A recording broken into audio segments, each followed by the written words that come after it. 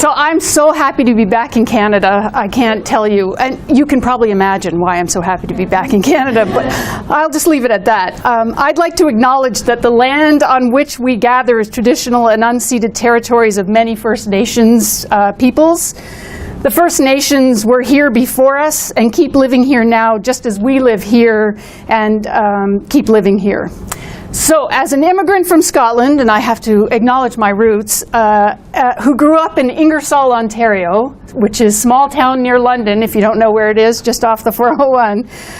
I'm a first-generation university student. I'm so honored to be in this space. If I can do it, you can do it. So I'm just putting that out there. I want to offer my thanks to Professor Graham for the invitation to participate in the Shannon Lectures and to Carleton University for hosting me. I have to admit I have not been in Ottawa since I was in college, and the only other time I had been was when I was in grade school, because everybody makes a pilgrimage to the nation's capital. So I don't know Ottawa at all, and I'm delighted to be here again exploring it. I am also delighted to be among a set of really fierce women who care deeply about bad archaeology and who offer opportunities and the promise of doing good. So I'm going to talk about good and bad today. Mostly I'm going to talk about good and bad movement rather than archaeology, although I have a couple of what I'm going to call dangerous archaeology examples rather than bad, because I don't want to cast any aspersions on people's methodology. So I will take you through that. So when Professor Graham asked me to participate in this series, I wasn't really sure how my work in the Middle East, and I work in Israel, Jordan, and the Palestinian territories, was bad archaeology. But over the last few weeks, I now understand, and I'm going to take you through that, how I can relate to that. So first, hang on, I got to figure out what, I should say I speak with my hands, you will see this, so I have to do that. So first I have a couple of disclaimers. And anyone who's heard me speak before knows that I start all of my lectures with these. So I've tried to acknowledge all of the images I use in the presentation, so hopefully there are no copyright violations. Any ethnographic interviews that I've conducted are with the protocol review from various ethical review boards, so I'm not doing anything that someone hasn't validated or assessed. I want to provide a warning about the images of our ancient ancestors. I have great reverence for our ancient ancestors, and I never show human remains without careful consideration. But I work at a looted mortuary site, and it makes it really difficult to show any images of landscape without dead people in them. So I want you to, just a fair warning. So first a word about what we do, and I have to say we always, because as you know, archaeology is just one big group project. It is innately collaborative. I work with Meredith Chesson of the University of Notre Dame. I work with Chad Hill of Dartmouth College, with Mohammed Zahran, who's the head of the Gorasafi Inspectorate in Jordan, and representatives from the Jordanian Department of Antiquities, Jihad Darwish, Basil Halassa, and Jamila Ishtway. We do this research collaboratively, and we do it together. We have a holistic approach, which includes archival documentation, interviews, aerial and pedestrian survey using drones. We're doing it all in this landscape.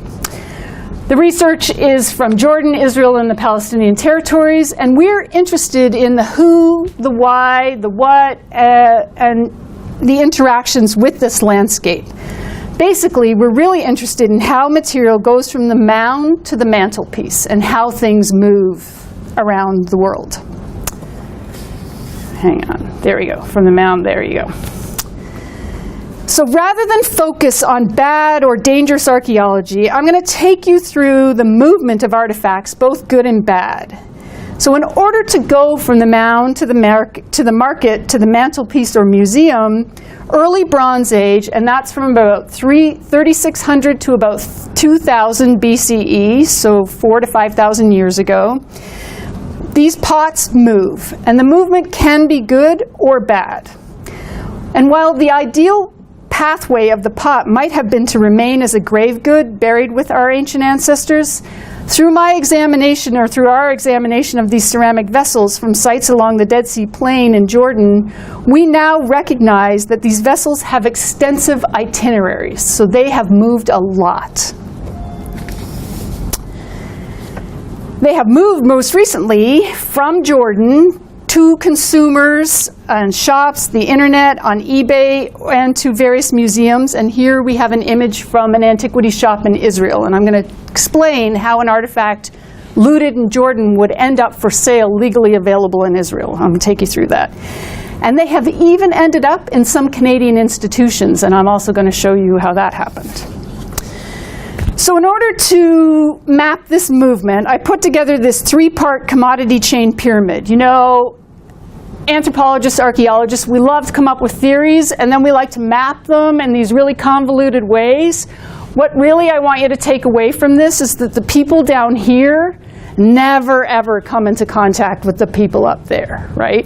But still, pots and other artifacts move through this complex web of interchange of hands, moving across national and international borders.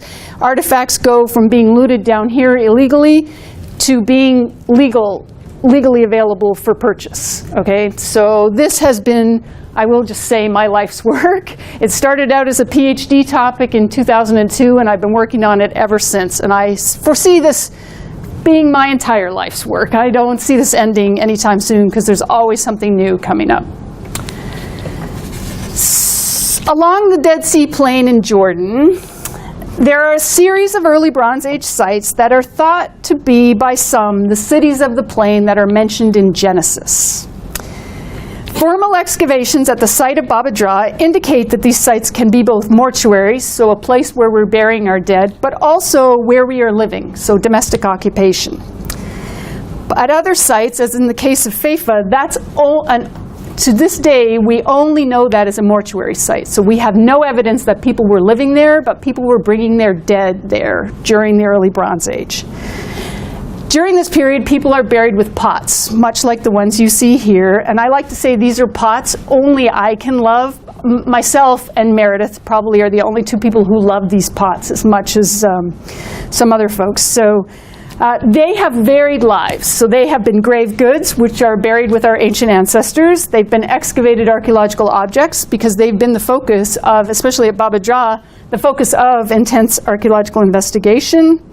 They've been looted artifacts that are highly prized by individuals and institutions. And then they have been collected artifacts in institutions. So they end up in private museums or private homes and in classrooms as educational tools. And I'm going to take you through how this happens. So in the early Bronze Age, as I said, people were buried with pots. People were bringing their dead from near and far, and we're not sure how far people are bringing their dead, but they're definitely, if you have a site like Feifa with over 3,700 burials and no evidence for people living there, somebody is bringing someone there. So, but during this period, people are buried in what are known as cyst tombs, and here we have a lovely drawing by Eric Carlson, an amazing archaeological illustrator, to reconstruct what this cyst tomb would have looked like. These are secondary burial practices, and you know that's when somebody has been defleshed somewhere else, and then their skull and their long bones are collected up and reburied somewhere else. So you can see the pile of long bones and the skulls, and then the grave goods would be on this side. But so this is one type of burial during the early Bronze Age, the cyst tomb. Here we have an excavated cyst tomb from 1990. But there are also shaft tombs where you have a central shaft going down, and then you have little compartments. The same sort of construction, though. It's a secondary burial practice, and people are buried with pots and the same sort of mortuary toolkit. And then finally, these charnel houses that my colleague Meredith Chesson from Notre Dame has identified or has termed the libraries of the dead, where there are shelving units along the outside of these big rectangular rooms, and people are laid out. It's not always a secondary practice, but people are laid out and still buried with the same mortuary toolkit. This is what people are buried with. So everybody gets between 6 and 30 pots. They might get a carnelian bead, and the carnelian probably comes from Afghanistan or farther afield, so indicating a long-distance trade. They might have some lithics. They might have mace head or lambus shell bracelet. The lambus shell probably comes from the Egyptian area, from Egypt. Basalt bowl. Basalt is also not very local, so we have lots of indications of long-distance trade. And then maybe a bronze ring, although pretty rare, and then the limestone mace head. But everybody who's buried is buried with the same types of things. One of the cities of the plain, adh-Dhra, that I've mentioned, has been identified by some as biblical Sodom. Right? It's not the only site in this region to be identified as biblical Sodom. There's more than one Sodom out there, just in case you're wondering. It meets all of the characteristics that are mentioned in the Bible. All right? So recently, at the American Schools of Oriental Research meeting earlier this month, excavators at another early Bronze Age site, Tel el-Hammam, just north of the Dead Sea, so probably 40 kilometers north of adh-Dhra, proposed a new theory for why human civilization abruptly ended on the banks of the Dead Sea about 3,700 years ago. A multidisciplinary team analyzed the archaeological evidence and suggested that the disaster was of biblical proportions, and that's a quote from many of these news clips, and it can be explained by a massive explosion. Quote, the destruction of not only Tel el-Hammam, or biblical Sodom, but also its neighbor Gomorrah and the other cities of the plain was most likely caused by a meteorite airburst event. I don't know what that is. You'll have to look at their science. I have no idea. The director of the excavation, Steve Collins, also quoted as saying, the massive disaster was seared into collective cultural memory and preserved in the biblical tradition.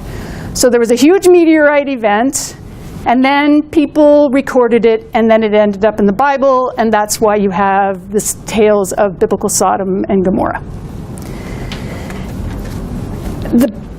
This presentation at ASOR at the beginning of November was initially covered in Science, you can see the headline there, and then picked up by a ton of sources out there. Unlike previous press coverage of the evidence of Inferno and Sodom, there was no headline questioning inconclusive archaeology or the science behind this, right? This is, for me, dangerous archaeology, to base your conclusions on.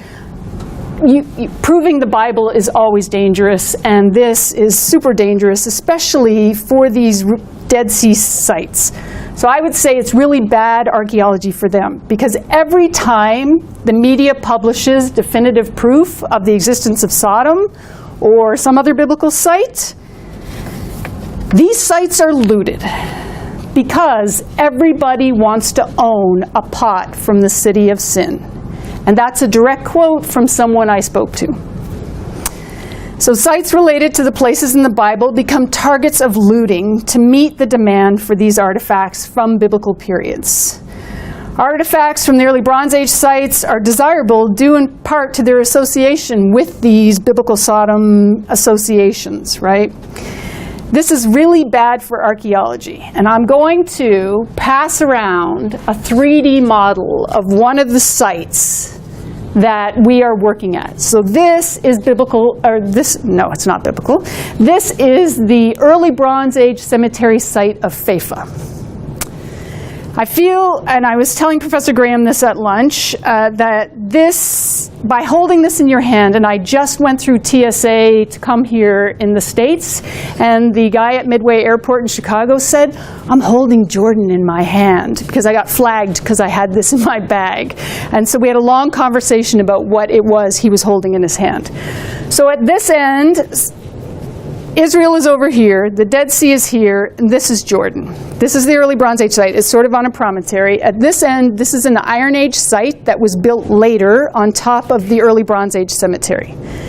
There are some scratches here that are the result of backhoe intervention at the site, because the cobbles from those cistombs make really good grading for roads. So they're also excavating the site for road material.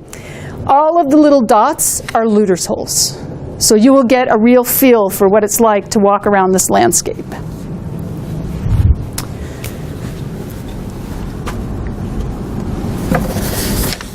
So this is what the landscape looks like that you're holding in your hand. These early Bronze Age sites are mined for their artifacts, which leaves this denuded landscape, right? This is what it looks like every day that I'm out there walking around. What I see are broken pots, our ancestors' crania and long bones and pelvises that are discarded and strewn about the adjacent landscape. So people dig up the pots, but they don't take the humans. They leave them on the surface. So this is what I would consider bad movement in the illegal looting of archaeological sites in search of artifacts. So we're going to start at the bottom at production. And by production, I mean the looting of archaeological sites to gain artifacts that then go into the commodity chain of distribution and consumption. So I do this, as I mentioned, with my colleague Chad Hill of Dartmouth College. And in June of 2013, we launched, and that's a pun, right? Because you got to, right, I got to tell you, so it's funny, right? We launched this project, which is aimed at archaeological site monitoring. So using these unmanned area vehicles, which are often commonly referred to as drones, we are employing an unusual research plan of monitoring site looting and change over time at that site that someone has in their hands. For 3 years, Chad, who is a model plane enthusiast and who builds these from scratch, recently we have been, to our project, DGI donated one of their quadcopters. So we are new and revolutionary, but before we were using much more DIY techniques. Inside the body of the plane, we had a camera pointing straight down that takes an image every 2 to 3 seconds. And on the nose of the plane, we had a GoPro taking image, video feed. So we've been visiting the site to do aerial and pedestrian survey, recording change over time in order to assess what happens at this archaeological site. So here you are experiencing what the drone sees in the flyover. And as I mentioned, so that's the Iron Age site. This is the small town where lots of the looters come from. This is the main highway down to to Petra. And this is what the site looks close up. So you can get a whole idea of what it's like to look at holes. So each season, we walk the entire site. We look at old spoil heaps to see what artifacts are left behind, because in the looting episodes, the only thing the looters are taking are the pots. So tomorrow, any one of you could go to this site, wander around, and for sure you would find some carnelian beads, or a complete lambus shell bracelet, or one of those limestone mace heads. Those do not get taken. Why? Did you know this was audience participation? Why don't they get taken? Because nobody wants them, right? I have visited the same dealer for 15 years now, and he's had a lambus shell bracelet in his collection for sale, and it's never been purchased. He's dropped the price 3 times. Nobody wants it. I'm here to tell you, it's actually the nicest thing in the mortuary tool group, but nobody wants a lambus shell bracelet. Everybody wants a pot. And part of my research is to figure out why. Yeah, exactly. Why? Isn't that the question? Right. So we can talk about that in the question and answering. Maybe you have an idea. So we've been investigating these spoil heaps to see what gets left behind. We've been looking at tomb construction, investigating how and where pits are located, who chooses, who's doing it. We identified that some pits were recently dug and that some had been there for years. In one case, we found the remains of a recently eaten piece of fruit near one of these sites. So each day, at the end of the day, we take back, and by we I mean Chad, because it's a collaborative. So we each bring our strengths, and mine is not any of the data stuff. Mine is speaking to people. So each day at the end of the day, Chad processes all the material, and then we look at it, and sometimes we see anomalies, and then the next day we go and ground truth it. So we noticed a red weird dot in one of the overheads, so we went back to see what it was, and it was a watermelon rind, because looters had been there overnight. So this is how time-sensitive this is. So as part of this, Chad puts together these amazing orthophotos, or DEMs, of the landscape, which result in that 3D model.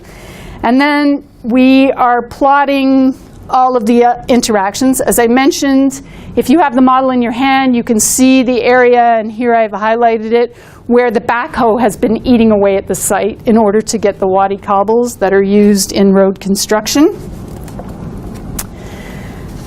Chad has counted up the thousands of holes so that each year we can see whether there are more holes or no new holes. So there are over 3,700 looters holes at the site, and through our intensive mapping and photogrammetry, over 3 seasons, we've recorded 61 new holes. So the first season there were 34 new holes, the second season there were 3 new holes, and then there were 24 new holes. So we have also been doing community activities with our local partner, the Petra National Trust, to talk to people about why looting matters and to aim our efforts at young school-aged kids or high school kids. And so in that year where we only had 3 holes, we thought, everything is working, this is amazing, we are doing what we should be doing. But in fact, the next year we had 24 new holes, so we are not sure if that's just an anomaly. There's still lots of work to be done, let's just put it that way. But because this talk is not the price of pot, but the price of pots, I want to quantify this for you, right? Because this is what we are all here to figure out how much this can mean. So each pot sells for between $30 and $150, right? Although I will show you later on that I went on eBay this morning and I found an early Bronze Age artifact for just $1. So clearly the bottom's out of that, dropped out of that market. So if, as I said earlier, everybody's buried with between 6 and 30 pots, and they're worth between, $30 and $150, these are some low and high estimates of what 61 holes would produce, right? So you might have upwards of 1,800 pots come out of 61 holes, worth a low end of $11,000 and a high of $275,000. So there is money to be made in moving these pots, right? Okay, but I'm going to take you through some of how this works and where I come into the picture. So one morning while Chad and I were setting up the targets for our drone flyover so we could stitch together, and we, remember it's all Chad, can stitch together all the information, off in the distance Chad said, "Is that what I think it is?" And there was dirt flying up in the air, and it was 7 o'clock in the morning, and I said, "Can't possibly, who would be looting at a site at 7 o'clock in the morning in broad daylight? Who would take that chance?" But sure enough, we walked over, and there were 2 guys. You can see the one gentleman here and one in the pit. I will say that under my IRB, so as my ethical review protocol, all of my work is anonymous. So I don't take any names. I refer to people as Looter 15 or Looter 18 or Archaeologist 25, Community Person 6. So it's all anonymous. It's informed oral consent. So nobody signs anything. No one gives me any information. My job is not to have them arrested. That is the job of my Department of Antiquities representative, who on that morning, his car had broken down and was late to the site. Okay, so I will just say that, which was bad in lots of ways because my Arabic is not that great. And so we, in our pidgin Arabic English, tried to have a conversation about what they were doing and what we were doing. So we went over to them and they asked if we were there to loot, which we were not, and they could show us the good place. And I took the opportunity to ask a couple questions about what they do with the material they find. And then Chad and I left because we had forgotten one element that we needed for the drone. And then in our interim, Jihad Darwish, our rep, arrived and he had the guys arrested. They spent the night in jail. He confiscated the pots.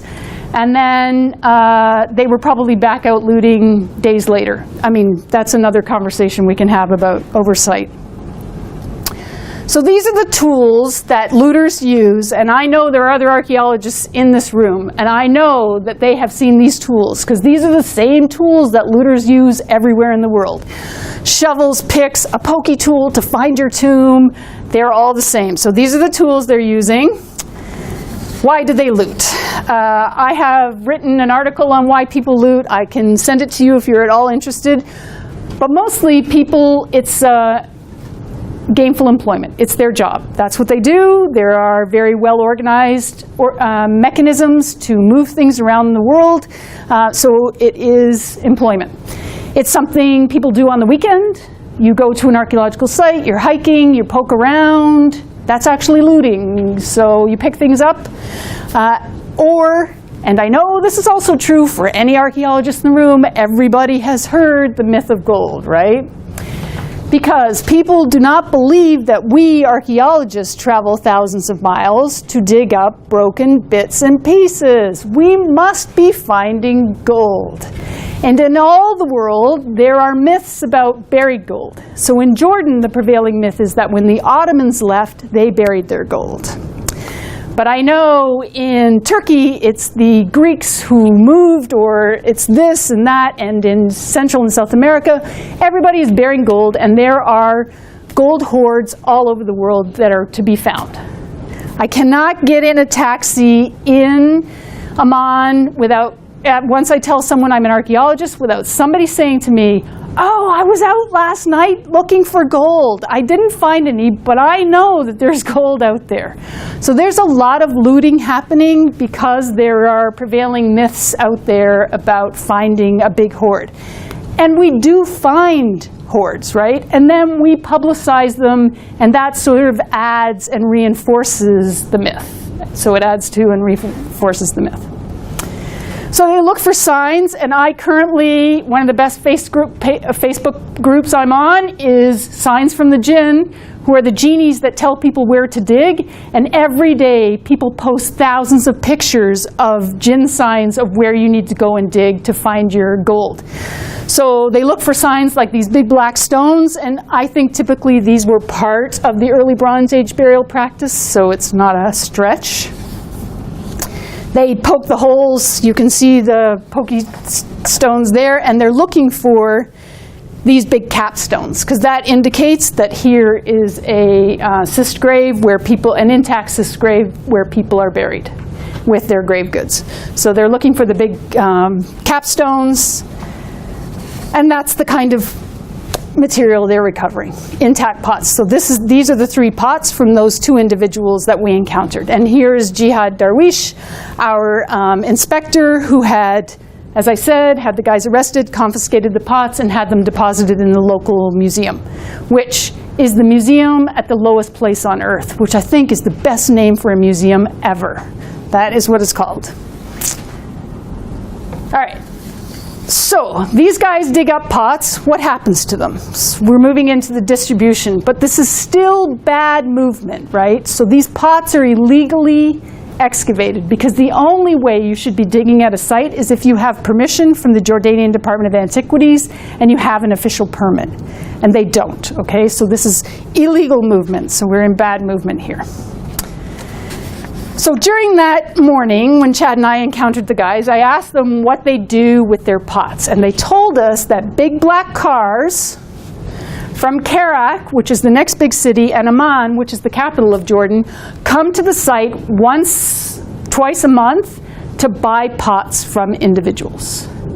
So what is the price of that pot? How much do those guys make for individual pot? Any guesses? Yeah. Not a lot, right? So between $4 and $7. Right? Remember, in the end, they could be making, you know, if they sell ultimately for $150, they're making less than, you know, whatever percent. So they told us that cars from big black cars from Kerak and Amman come and buy from them directly. The consumers or the couriers in the black cars take the pots to formally licensed dealers in Kerak. So in Jordan, under the 1976 antiquities law, I'm interested in how law affects archaeological sites, so that's part of my research. Under that 1976 law, it's illegal. They banned the trade in antiquities. So it's legal if you're Jordanian to own things that have been in your family's collection, but it's illegal to buy anything or to have a formal sale of them, right? So it's illegal. But there are still dealing families in Amman, and so these couriers take these pots back to these dealers that were once licensed in places like Karak or Amman. And once they're there, they might end up in the hands of private Jordanians, because we have, if you noticed on the pyramid, there's this whole element of hidden sales that we just have no idea, collector to collector or dealer to individual, not going through a shop. So there are lots of hidden sales in this market. So or they change hands again and make their way into other markets in the world. So licensed dealers from Israel, both Israeli and Palestinian, routinely travel to Amman to pick up material, and that's in scare quotes, right? Because it's illegal to buy them, and so it's, right? Traveling, these things often travel in the same networks as the movement of humans or drugs or arms. These illegally excavated materials are transferred to the legal market in Israel by traveling in backpacks, in shipping containers, in diplomatic vessels, and in pouches. So when I was originally starting this research and people told me that artifacts were moving across borders in diplomatic pouches, I assumed, a briefcase or a backpack. This can be a diplomatic pouch. You can move a lot of material using a shipping container. We have some amazing evidence of this happening in a Norwegian 60 Minutes undercover, Fifth Estate type of expose where they followed the Swedish ambassador in Peru who was moving Peruvian material to Sweden in shipping containers. Why he didn't think people would notice when there was a flood of Peruvian material in Sweden, I don't know. But he was captured on film, and this is well documented by a great researcher named Stefan London, if you're interested at all in that. So in one account, Dealer 25, remember I'm using these euphemisms, told me that in order to take one of these early Jordanian or early Bronze Age vessels across the border between Israel and Jordan, he filled, it was a large bowl, he filled it full of fruit and wrapped it in plastic and made it look like it was a fruit basket and carried it across the border and was not stopped. Other dealers and middlemen have recounted the ease of putting these things in their backpacks or their bags, because you and I both know, yesterday when I arrived, TSA checked my bag, but that's the 12th trip I've taken this semester, and that's the first time my bag has been checked. Right? And I carry that. I've done a lot of the speaking this quarter, and I've taken that thing everywhere, and that's the first time it has been checked. So you know that at any border, at any time, less than 10% of anything is getting checked. And what are people looking for? Arms and human trafficking and guns or drugs. They're not looking for artifacts so much. I mean, that's become part of the equation, but not as much as these other illegal contraband. So in a recent border interdiction at the King Hussein Bridge, and that's the bridge, the overland bridge between Israel and Jordan, a car from the Norwegian embassy, and it was not the Norwegian ambassador who was involved in this, was stopped and searched based on an anonymous tip to the tax authorities in Israel. So they stopped the car, and during the incident, customs officials found 10 kilograms of ancient coins, statuettes, beads, and other artifacts stowed in the cardboard containers inside the paneling of the car doors. How many times had that car traveled that road before being stopped? I don't know. And that was not the Norwegian ambassador, it was the driver who was at fault in this case. That search and seizure confirmed over 10 years of ethnographic interviews with people, because I get a lot of people giving me anecdotal, oh yeah, it's going across the border in diplomatic pouches, but it's stuff like this that confirms the anecdotal information that I'm getting from individuals in these ethnographic interviews. So once in Israel, how many people have been to Israel and to the Old City and seen the licensed dealers. It is legal right now for any one of us to go buy an antiquity, get an export license, and take it out of the country. It's totally legal. But I'm going to tell you now how illegal material ends up in that legal market. Right? So once these things are in Israel, these couriers, middlemen, or sometimes unsuspecting truck drivers move the illegal material to licensed dealers who launder the pots using what can be referred to by cultural property lawyer Patty Gerstenbluth as a quirky aspect of the legal regime. So in order to comply with the 1978 antiquities law in Israel, excuse me just one second,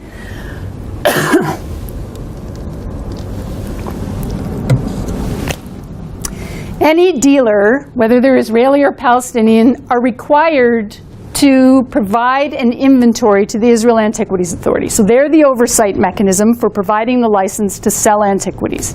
They have to provide an inventory, and they pay a licensing fee, which is around $1,000 a year.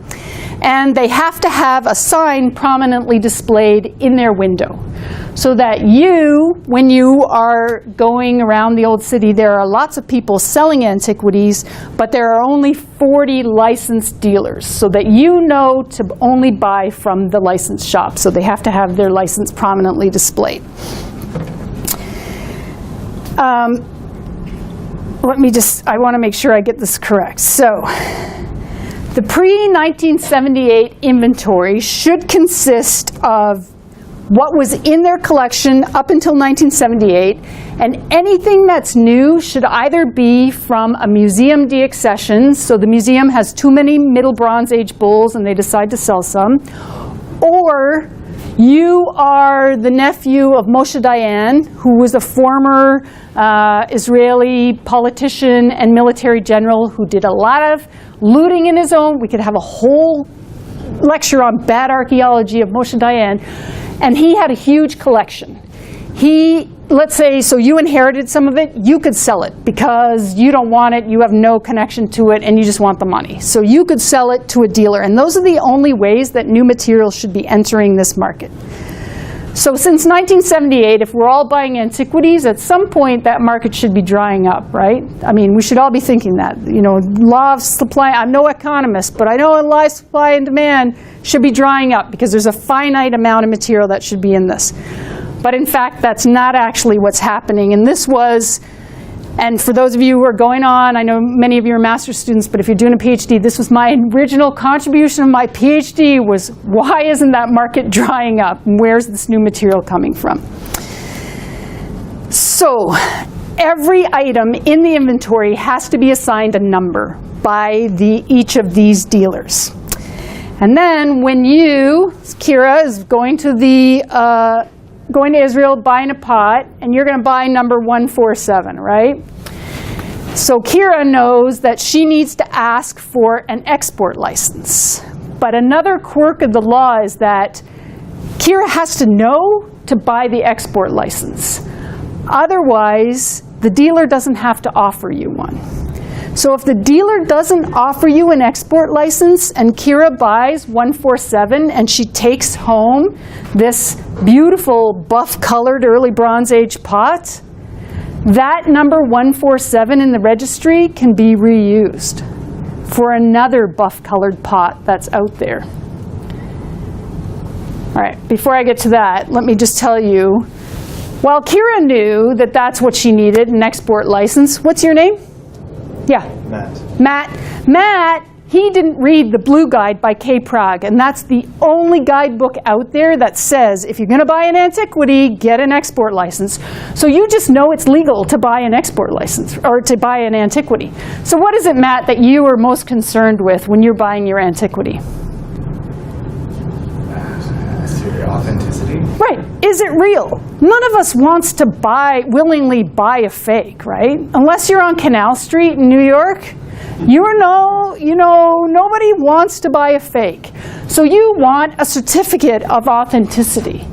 which the dealer can produce millions of them in their back room on their photocopy machine. I mean, it's still a buyer beware situation, but you know, you are interested in that. You don't know that you need an export license because you're in the licensed shop. You think you're doing everything correctly, right? Only Kira knew because she had the blue guide. Only one shop of the 40 plus shops out there actually has a sign saying, ask me for an export license or it's illegal to buy things without, you know, buying uncertified antiquities, right? Only one of the shops. The rest of them don't really advertise this. So Kira's purchased 147 buff-colored pot, and in the back room of the shop she purchased from, there are a bunch more buff-colored pots that can be exchanged for 147. These perhaps could be recently looted pots from one of those adh-Dhra or Feifa sites, because they're all looking the same. So that's how new material enters that market. And it's not just new material from here, it's new material from Syria, Iraq, all kinds of places. So that's where we are. See what the back room looks like? This, and I encourage you all to take a look at this online, is the most recent issue of National Geographic. Has an amazing article called The Bible Hunters, and this is one of the images in there. This is the shop of Hyder Baidoun as identified in National Geographic, and you can see lots of material in his storage area, right? Okay, because the Israel Antiquities Authority recognized that this was a problem and that material was not drying up and new things must have been entering the inventory, they had a crackdown in 2015-16. They now require every single licensed antiquities dealer to submit their inventory into their centralized database, because many of the inventories before were old hand ledgers with some really vague, blurry picture accompanying the item that had number 147. Now everything has to be centralized through the Israel Antiquities Authority, and in order to get the export license, you have to contact them so that they will issue you the license and cross it off the inventory, and then number 147 can never be reused again. It's too soon to say whether this is having a good or bad impact, but I'm monitoring the situation. I go back every summer and I meet with the same people over, I know they're sick of talking to me, over and over again to ask where they are with this, both dealers, the Antiquities Authority, anybody with a vested interest. So they're cracking down on bad movement. All right, so the last chain in this is consumption and how these things end up. So we've had that exchange of registry number. Illegal things are now legal, so bad movement is disguised as good. So the unsuspecting tourist who goes to a licensed shop because there's a prominently displayed license doesn't even know that this is happening. And they may or may not know to ask for the export license, but they have no idea there are illegal things in that market. Nor do they know, like, it is a buyer beware situation. There are a lot of fakes in this market, just as a word of warning. So for those of you who've been in the Old City, you know that most of the shops are on the Via Dolorosa, which is the path that Christ walked, because that's the highest tourist traffic area. And this is how this material is all, so the items that have been looted pass through many hands in Jordan. They've traveled across an international border. They've been laundered. They're now legally available for sale, right? To the unsuspecting tourist, that's what you're getting. In the 15 years of asking, it's rare that I've met a tourist, and I've spent the last 3 or 4 years really focusing on talking to tourists, the average person, like my mom, my sister, whoever, who's visiting Israel for the first time, what they're buying and why they're buying things. And in 15 years, there's not a single person who's told me they don't want a keepsake from the Holy Land. Right? And for many people, the keepsake is a piece of the Holy Land that may or may not have been touched by someone from the Bible or is from a place in the Bible. So for me, a tacky fridge magnet suffices. But for lots of people, it has to be a piece of the Holy Land. Okay, I'm going to finish up by asking, can movement be good? Because I've just shown you a bunch of examples of bad movement or dangerous archaeology. So I want to end by looking at good movement. And this is where Canada will come into the picture, just in case you were wondering, right? So between 1965 and 1967, Paul Lapp, under the auspices of the American Schools of Oriental Research, excavated a number of tombs at the early Bronze Age site of adh-Dhra. So you held Feifa in your hands. Chad just produced, because I put a picture of that on Facebook yesterday, he just produced the 3D model of adh-Dhra. So next time I give this, I'm going to have both of them in my hands. So in response to a flood of pots like this one, Paul was based, he was the director of the W.F. Albright Institute in Jerusalem, and he noticed a flood of pots in the old city for sale. These are the 60s, right?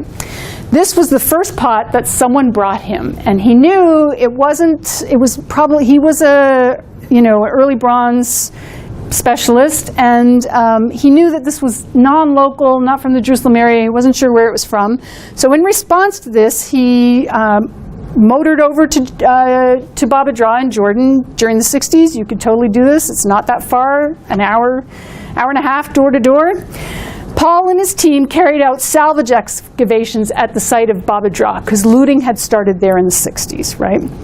This was one of the pots that was shown to Paul in '64 that lured him to investigate. I will say that his widow, sadly, Paul passed away in 1970 very unexpectedly in a swimming accident off the coast of Cyprus, and his widow, Nancy, and these are her hands, has donated this piece to the Kelso Museum in Pittsburgh, just in case you're wondering where it is. And it was, so this is one of the only figurative decorations you can see around the rim that we've seen for those pots. And just last month, my collaborator Meredith Chesham was in Pittsburgh and was doing oral histories and ethnographies with Nancy, and was showing this pot. So Paul recovered during those 2 field seasons thousands of pots. Remember, everybody's buried with between 6 and 30 pots, and in each one of the tombs, it's not a single individual, it's a number of people. So there are a lot of pots out there. They excavated a number of them. So producing thousands of pots. As I mentioned, Paul died, leaving his widow Nancy to deal with the legacy of his various excavations, because he didn't just work at adh-Dhra, he worked in many places in Palestine. So what should we do with these thousands of pots that are uncurated, unexamined, and unloved? What are we going to do with these, right? In storage in Jordan at the Department of Antiquities, well, at the Citadel Museum. So in 1977, the Jordanian Department of Antiquities and Nancy devised a plan where tomb groups from the original Lapp excavations would be sold to ASOR member institutions for the purposes of display and education. Now, ASOR is the umbrella organization for Middle Eastern text and archaeology people, and you can be a member institution. You're from whatever seminary, or you're from Harvard, you're a member institution, or you're an individual member. So member institutions were offered the chance to buy a tomb group from Jordan for display and education. I love this because it makes it seem like one of those, QVC ads, like, you got to buy it now or it's going to go. There's only a small chance. So this satisfied a growing demand for teaching and display materials and freed up scarce storage space in Jordan. For the government, you may be wondering why the government of Jordan would be interested in selling their material past. For them, and this is all uncovered through archival research and documentation, we have discovered that their impetus for the plan was to increase interest in Jordanian archaeology. They thought that the artifacts would act as ambassadors, so they were happy to have them leave the country and to go into teaching collections. So for anywhere between $100 and $1,500, these institutional members could buy tomb groups from the chambers and charnel houses.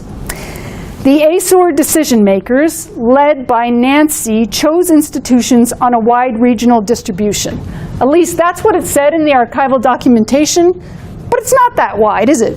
It's pretty much just in this area, and it's tiny little seminaries and other kinds of theological institutions, a couple of bigger places, but a lot of smaller teaching institutions, liberal arts places. In one of the archival letters, Nancy is emphatic that places like Harvard and Yale and all those East Coast Ivy League schools would not get one of the tomb groups. So, so she had a big hand in it. Many of the successful institutions were small seminaries and liberal arts colleges, which ensured access to material for students across Australia, Canada, and the United States. There were 24 tomb groups who received, or 24 institutions that received a tomb group, and a further 15 were unsuccessful in their bid. So the obligations for those who received tomb groups were that the group would remain intact and they couldn't divide it any farther. The pots would be publicly displayed with the proper attribution, so they should be on display. They should be available for study for those responsible for the publication, which I'm happy to say came out in 1989, so adh-Dhra has been published, this material. And the charge, and there's nothing about sale or anything, it's all a lot of euphemisms, for the collection would be paid in full in a timely manner. There was also a no questions asked return policy. And one of the institutions actually returned their pots because they felt duped, because they received miniatures, which are very rare, but they thought and this is one of the best archival letters I've ever read, imminently undisplayable, and what would we do with them in our museum? So they returned them and they have a new home at Andrews University in Michigan, so everybody's happy now. One of my other best finds was this, let me just go back, coffee table display, where every day at the McCormick Seminary in Chicago, you can have coffee with the tomb group from adh-Dhra. And the original photo of the excavator and the tomb group in situ. Every day you can have coffee with the tomb group. I thought this was amazing, because one of the most interesting things, so I've had students tracking these tomb groups as one of my classes, and most of them are not on public display. They're available for research and class use, but they're not on public display, except here at the McCormick, where you can have coffee with them, which I think is great. So you might have noticed on the map that 2 institutions in Canada received tomb groups. So the Royal Ontario Museum owns pots from Jordan, and McGill at the Redpath Museum also has a tomb group. So one of the tomb groups I followed to Toronto is A12. They paid, back to the price of pots, $266 for their tomb group in 1978, and adjusted for today's income is about $1,000. And until recently, they were on display in that,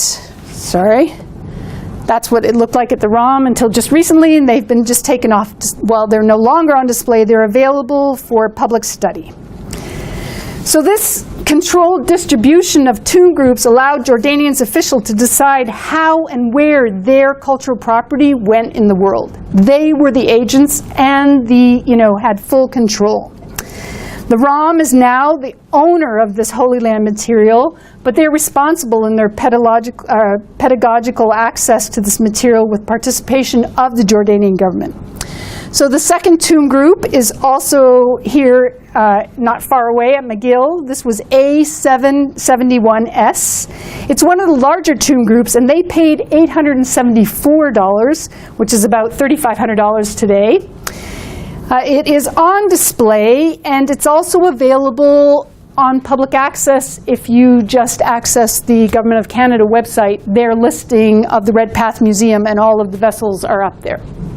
So I consider this, although this is where I diverge from many of my archaeological colleagues, to be good movement, because the government of Jordan were the people who decided what to do with their cultural property, right? As I mentioned, I've had my students, and Meredith and I and her students at Notre Dame have been following the pots. This is one of our major projects. The website is currently under construction. I'm off to Notre Dame next week for the week to finish up working and updating the website, but I encourage you to check it out if you're interested. It's in both English and Arabic, so it's accessible for our Jordanian colleagues. Some more examples of good movement that happened this week. On November 26th, your government here in Canada announced the return of 58 antiquities to Jordan. These had been stopped at a border. It's sort of unclear. There's not much detail in the press release. But Canadian Border Services Agency detained them in 2015, and experts from the Royal Ontario Museum examined the antiquities and confirmed their authenticity. Right? So they've been vetted. Jordan claimed the objects as their cultural property and requested their return. This return, as it says in the press release, demonstrates Canada's ongoing commitment to preventing the illicit traffic of cultural property and to ensure its return to its country of origin. It's an example of successful cooperation between the governments of Jordan and Canada. All right, but back to the original title of my talk, the price of pots, right? What is the price of pots? As I mentioned, you can own a piece of the Holy Land if you just go to eBay right now. This morning, I found this one for $1. I found this one for $280. This is actually ships from Canada. So someone here is moving Jordanian material, and a couple from the UK, and there are places all over the US who are also selling these things. I mean, the internet has really changed the face of the trade in antiquities because you can do this from the comfort of your home in your jammies. You don't even have to go to the Holy Land anymore. You can own a Holy Land piece. It'll arrive right at your door. All right, but the media stories highlighting this dangerous archaeology and science, right, so leads to a price of pots, results in greater public interest and demand, which sadly, the price of pots is more looting at biblical Sodom. Because we have that whole connection of science confirming this is biblical Sodom. There's demand for Holy Land material, so we need to dig it up to supply that demand. But the ultimate price of pots is our scattered ancestors, because I spend my days walking on dead people. And I don't want to do that. But every single tomb that is looted, the people who are in the tomb are scattered on the surface.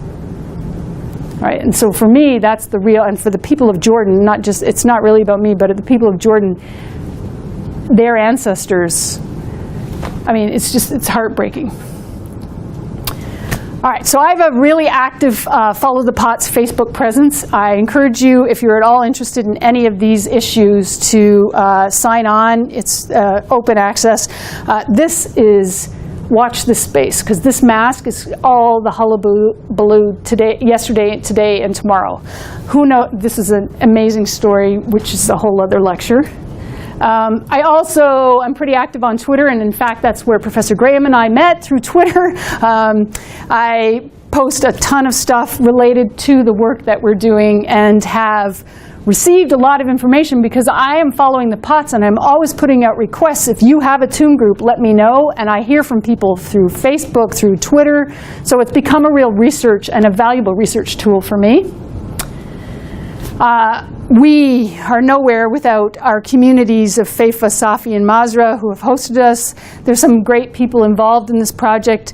Nancy, Walt Rast, and Tom Schaub, Maryland, who all have passed away, sadly, but we are all carrying on their legacy, and we work with all kinds of people. But I'd be nowhere if people did not agree to be interviewed. I mean, I spend my days talking to people, and it is the kindness of strangers that drives my work. And of course, it's not free, so I have to thank my many funders, and we have been really fortunate. You can see this is from June, me probably standing on some of our ancient ancestors, but picking through the back dirt pile of a recently looted tomb at adh-Dhra. And I would like to thank you, and if you have any questions, I'd be happy to answer them. Thank you.